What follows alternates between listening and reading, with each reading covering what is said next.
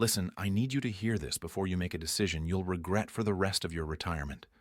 Right now, at this very moment, there's a coordinated effort happening in the precious metals market that most people won't understand until it's too late. And if you're sitting on gold right now, thinking about selling because the price has been volatile, or because your financial advisor is telling you to diversify back into stocks, or because you're nervous about what you're seeing in the headlines, I'm asking you to pause. Just pause for the next 20 minutes and let me show you what's really happening behind the scenes. Because what I'm about to reveal isn't speculation. It's not theory.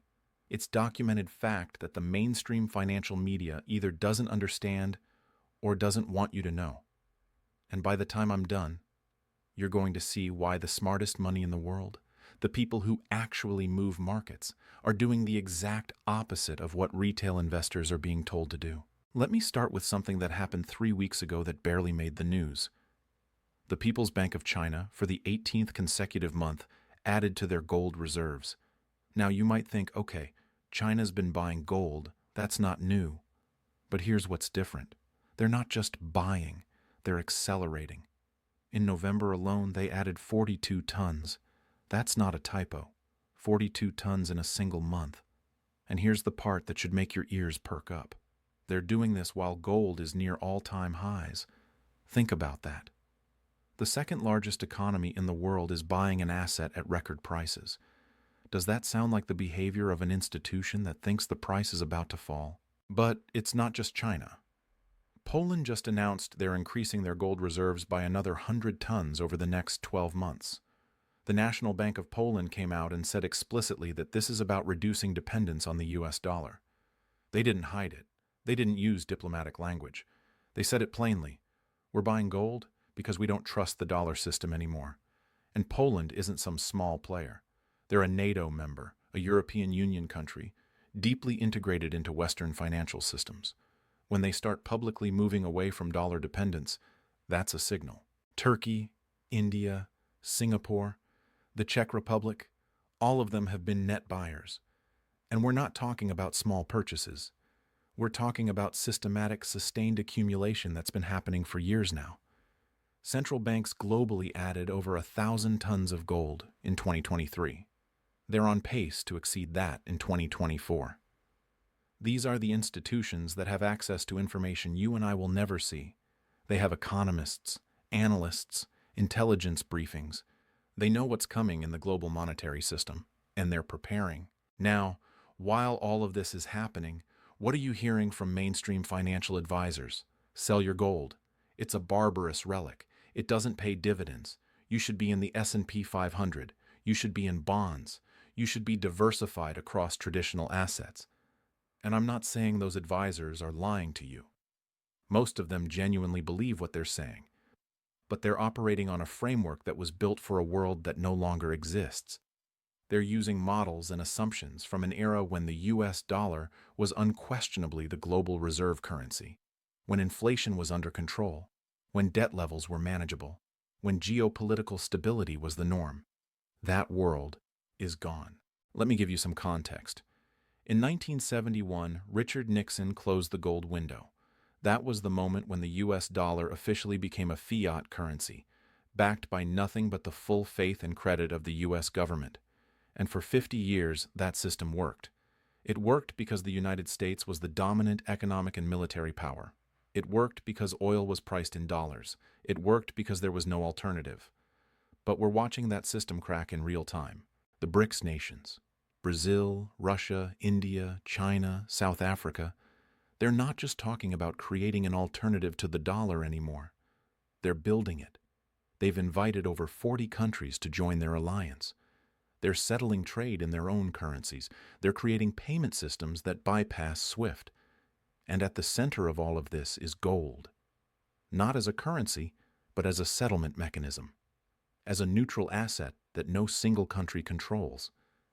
This isn't conspiracy theory. This is documented policy from these governments. Russia, after being cut off from the Western financial system, immediately pivoted to gold-backed trade settlements. They're selling oil and gas to India and China and accepting payment in rubles, yuan, and gold. Saudi Arabia, the cornerstone of the petrodollar system for half a century, is now accepting yuan for oil sales. They've opened yuan clearinghouses. They're in discussions to join BRICS. When Saudi Arabia moves away from exclusive dollar pricing for oil, that's not a small shift. That's a tectonic plate moving under the global financial system. And here's what most people don't understand about gold in this context. Gold isn't going up because of inflation alone. It's not going up just because of geopolitical tension. It's going up because the entire architecture of global finance is being rebuilt, and gold is the foundation of the new system. Central banks are accumulating gold because they know that in a multipolar world where no single currency dominates, gold is the only asset that every nation trusts. It's the only asset that can't be printed, can't be sanctioned, can't be frozen in a foreign bank account. Now, let's talk about what's happening in the physical market, because this is where things get really interesting. There's a massive disconnect right now between the paper gold market and the physical gold market. On the COMEX, the futures exchange where gold is traded, you can buy and sell contracts representing gold without ever touching an actual bar. It's a paper market, and the price you see quoted every day, that's largely determined by this paper market. But here's the problem. The amount of paper gold being traded dwarfs the amount of physical gold that actually exists to back those contracts. The COMEX has a fractional reserve system for gold. For every ounce of physical gold in their vaults, there are multiple claims on that same ounce through futures contracts. As long as everyone doesn't ask for delivery at the same time, the system works. But what happens when the music stops? What happens when a significant number of contract holders say, "I don't want to roll my contract forward, I want my gold delivered"? We got a preview of this in March 2020. During the COVID panic, the spread between paper gold and physical gold blew out to over $100 an ounce. People who wanted physical gold couldn't get it. Dealers were sold out. Premiums went through the roof. Meanwhile, the paper price was being hammered down by futures selling. That disconnect revealed the fragility of the system, and it's happening again, just more slowly and less obviously. Right now, if you go try to buy physical gold, 1-ounce bars, coins, you're paying significant premiums over spot price. Why? Because there's a shortage of physical metal. Refineries are running at capacity. Mints can't keep up with demand. And yet the paper price isn't reflecting this physical tightness. That's not normal. In a functioning market, when physical demand exceeds supply, the price goes up until equilibrium is restored. But in the gold market, the price is being set by paper trading that has no connection to physical reality. And here's where it gets even more interesting. The London Bullion Market Association, the LBMA, which is the center of the global physical gold market, has been experiencing unprecedented withdrawals. Tons of gold are leaving their vaults and being shipped to Asia, to China, to India, to Singapore. This isn't speculation. The LBMA publishes vault data. You can see it yourself. Physical gold is flowing from west to east at a rate we haven't seen in decades, and it's not coming back. Why does this matter? Because when gold leaves Western vaults and goes to Asia, it's moving from weak hands to strong hands. It's moving from financial institutions that view gold as just another trading asset to central banks and private buyers who view gold as permanent wealth. Once that gold is in a Chinese central bank vault or in the hands of Indian households, it's not coming back to the market. It's being removed from the available supply permanently. Now, let me address something that I know is on your mind. If you're a retiree holding gold, you're thinking, okay, all of this sounds concerning, but I need income. I need liquidity. Gold doesn't pay me anything. I'm sitting on an asset that's just sitting there. And I get it. That's a legitimate concern. But let me reframe this for you. Gold isn't an income asset. It's an insurance asset. It's a wealth preservation asset. And in the environment we're entering, preservation is going to matter more than yield. Because what good is a 5% yield if the currency that yield is paid in loses 20% of its purchasing power? You're not making money. You're losing money in real terms. Gold doesn't pay you a dividend, but it also doesn't have counterparty risk. It can't default. It can't be inflated away. It can't be hacked. It can't be frozen by a government. In a world of increasing financial instability, those characteristics are worth more than yield. And speaking of retirement accounts, if you're sitting on $100,000 or more in a traditional IRA or 401k, there's something you should know. You can hold physical gold inside a retirement account. It's called a gold IRA. I'm not going to spend a lot of time on this, but I put together a free guide that explains how it works, how you can move funds from an existing retirement account into physical gold without triggering taxes or penalties, and what the rules are. It's in the description below. If that's relevant to your situation, it's worth looking at. Because one of the biggest mistakes I see retirees make is thinking they have to choose between retirement account tax advantages and owning physical gold. You don't. You can have both. All right, back to the bigger picture. Let's talk about what's happening with the US dollar, because this is the elephant in the room that nobody wants to acknowledge. The United States has $35 trillion in national debt. That number is so large it's almost meaningless. But let me put it in perspective. The entire U.S. economy, everything produced in a year, is about $28 trillion. We owe more than our entire annual economic output, and we're adding $1 trillion to that debt every 100 days. Now, how do you service that debt? You have two options. You either raise taxes, which is politically impossible, or you print money. And when I say print money, I don't mean literally running printing presses. I mean the Federal Reserve creates new dollars electronically and uses them to buy government bonds. That's quantitative easing. That's monetary expansion. That's inflation by another name. The Federal Reserve has been trying to fight inflation by raising interest rates. And on the surface, it looks like it's working. Inflation has come down from 9% to around 3%. But here's what they're not telling you. The only reason inflation came down is because they crashed demand.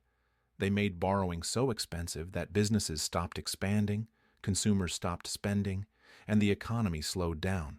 But they can't keep rates high forever.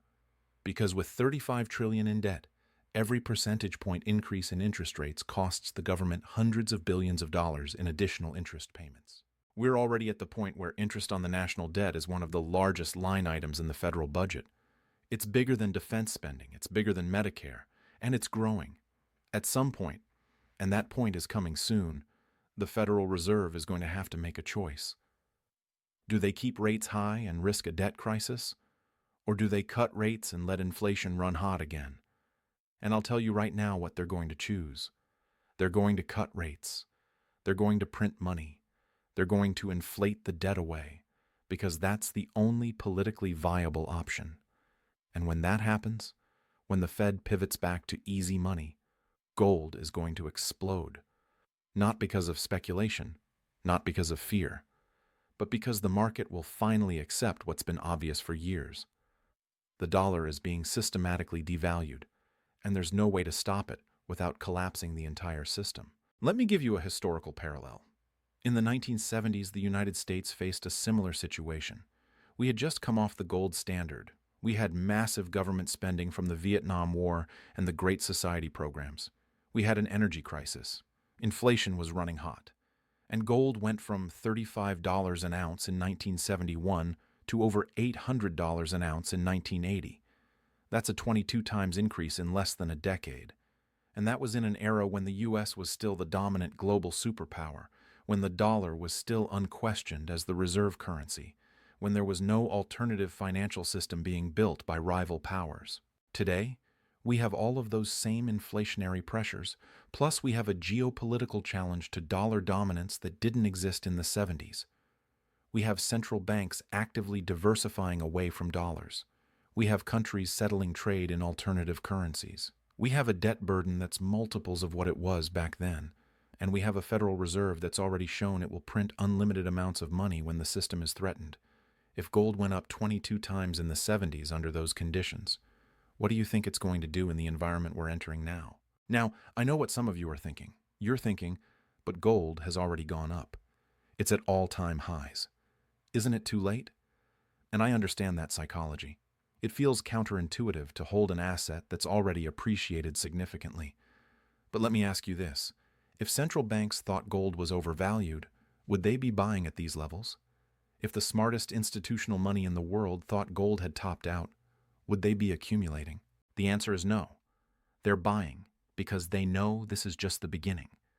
They know that when you measure gold, not in dollars, but in terms of purchasing power, in terms of what it can buy, it's actually undervalued relative to the money supply. The Federal Reserve's balance sheet has gone from under $1 trillion before 2008 to over $8 trillion today. The money supply has exploded, but gold has only gone from around $800 an ounce to around $2,000.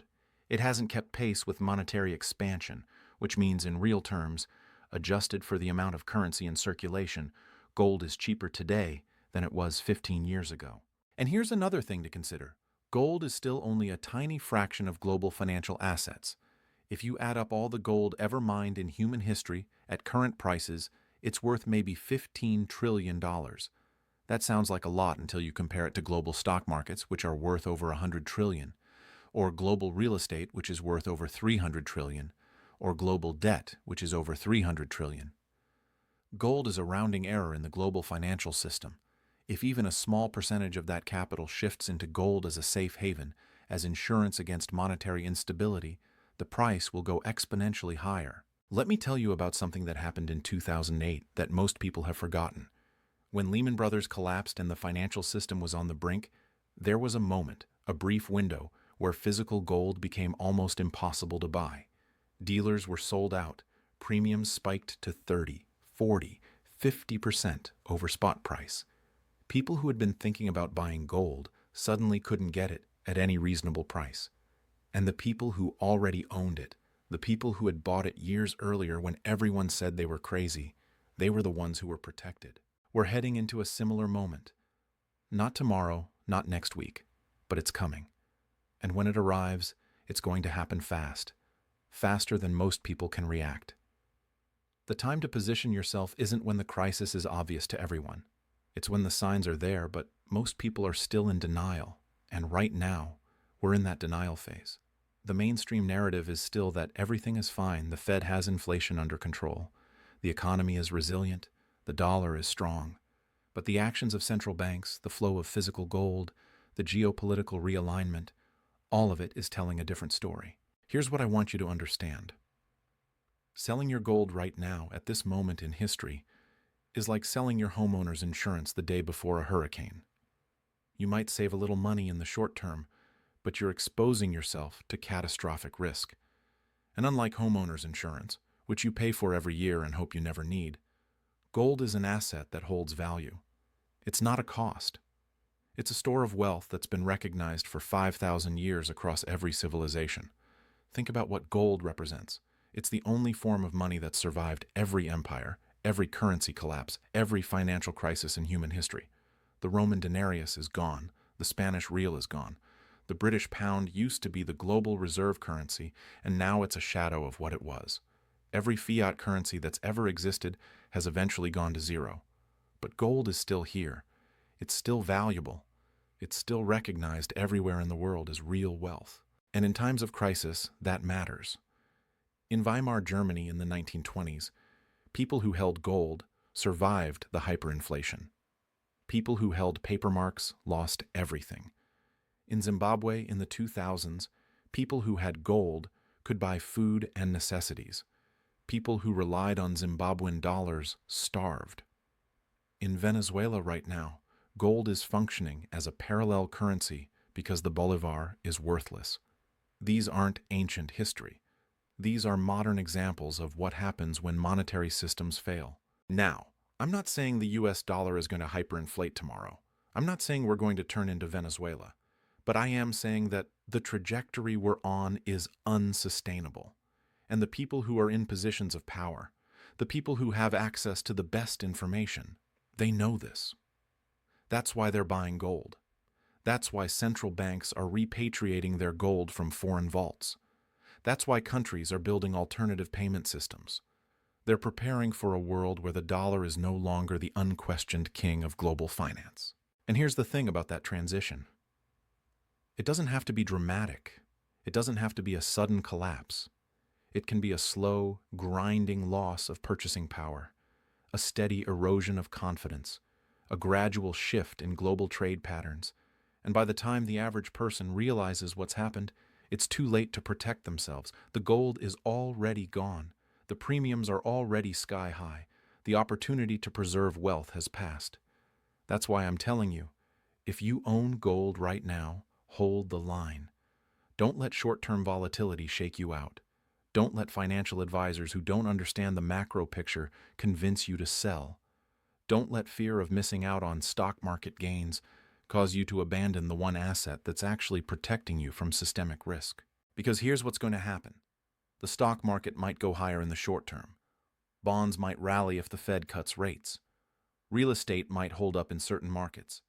But all of those assets are denominated in dollars. They're all dependent on the continued stability of the financial system. They're all vulnerable to inflation, to currency devaluation, to policy mistakes. Gold is the only asset that exists outside that system. It's the only asset that benefits when confidence in the system erodes. And we're watching confidence erode in real time. Every time the debt ceiling gets raised. Every time the Fed has to step in and bail out banks. Every time inflation comes in hotter than expected. Every time a foreign country announces they're reducing dollar reserves. Every single one of those events is a crack in the foundation, and gold is the asset that appreciates when people start to notice those cracks. Let me give you one more piece of evidence that should make you think twice about selling: the gold to silver ratio. Historically, gold and silver move together. They're both precious metals, both used as money throughout history. Both respond to similar market forces. The long-term average ratio is about 60 to 1, meaning 1 ounce of gold equals 60 ounces of silver. Right now, that ratio is over 80 to 1. Silver is historically cheap relative to gold. Why does that matter? Because when the precious metals market really takes off, when we get that explosive move higher, silver tends to outperform gold. It's more volatile, more industrial, more speculative. But the fact that silver hasn't moved yet, the fact that it's still lagging, tells you that the big move in precious metals hasn't happened yet. We're still in the accumulation phase. The smart money is still building positions. When silver starts to catch up to gold, when that ratio starts to compress, that's when you'll know the real bull market has begun. And if you've sold your gold before that happens, you'll be watching from the sidelines. So, here's my message to you. If you're a retiree, if you've worked your whole life to build wealth, if you've been smart enough to own gold as part of your portfolio, don't give up that position now. Don't let anyone convince you that gold is a relic, that it's outdated, that you should be in something else. The world is changing. The financial system is being restructured. And gold is going to be at the center of whatever comes next. Hold the line. Stay patient. Trust the process. And remember that the people who are telling you to sell, they're not the ones buying. The people who are buying, the central banks, the sovereign wealth funds, the billionaires who understand how this game is played, they're not selling. They're accumulating. And when this is all over, when the dust settles and the new monetary system is in place, the people who held gold are going to be the ones who preserved their wealth. The people who sold are going to be the ones asking what happened. Don't be that person. Hold the line.